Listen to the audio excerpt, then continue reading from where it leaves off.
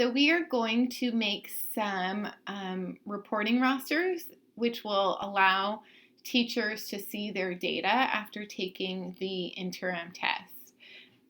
So once you are in, you're going to go here to where it says students, and you're going to go to reporting rosters. And then you will come over here to where it says create, and you will choose your campus, the year, and you will select which course you're creating or what you're creating the reporting roster for. Click continue. And then here, again, you're going to choose, what's appropriate. So I'm choosing the interim 3 through 8. And then I am choosing, for my teachers, I'm choosing all subjects because third grade teaches both, and our upper grades, sometimes it's helpful for them to see both sets of data. So I'm selecting all subjects, but you could just choose one subject if you wanted. And then you're going to name it. I've been naming it the name of the teacher, so we're just going to pretend we have a teacher named Smith. You could also name it, fall 2020, 21 interim, or whatever you would like to name it. I've just been naming it the teacher's last name. And then here is where you select the teacher that you want to, or teachers that you want to have access to the roster that you're going to create. If you don't have teachers in the system yet, you can still create the reporting roster and then come back later and add the user access. So I'm going to click continue. And then once you're here, Rhonda Whitman should have input all your students for you, and so you should already have your testing groups created.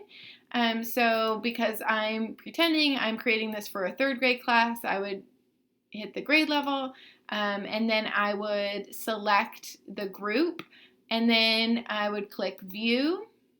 And when I have all my students, I hit the check mark here and I click add to the roster, and then I click save reporting roster. I can then go right into creating another roster for a different class if I need to, or a different teacher if I need to. If I go to view and edit all my rosters, I can click view, the school year, the test, I can click view, and I will see all the rosters that I've created. And then it will also tell me who has access to each of those rosters. So Ms. Keys only has access to her students. If I look over here, and I want to edit it and add an additional user, like an instructional facilitator or another teacher that is in the classroom co-teaching with her, then I could edit and add the user at that time. Or if I didn't initially add the user access, I could come back and add it at this on this screen. Our teachers and you, in order to go see data, will go to reports, and we'll go to online reporting.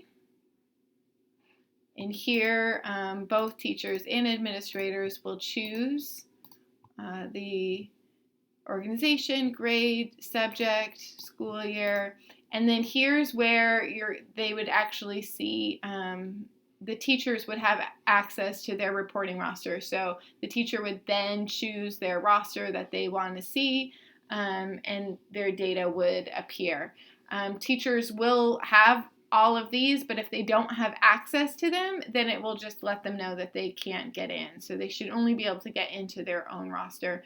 You as administrators should be able to see all of them. And that is it. If you have any questions, you can refer to 7.11 in your interim assessments user manual.